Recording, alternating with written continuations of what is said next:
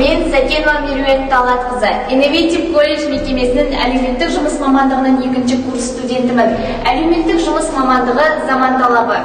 Жастардың адамгершілік рухани құндылықтарын дамыту, оларды патриоттық ұлттық сана сезімге оятуға баулу, білім алу және қоғамдық жұмыстарға белсене қатысу.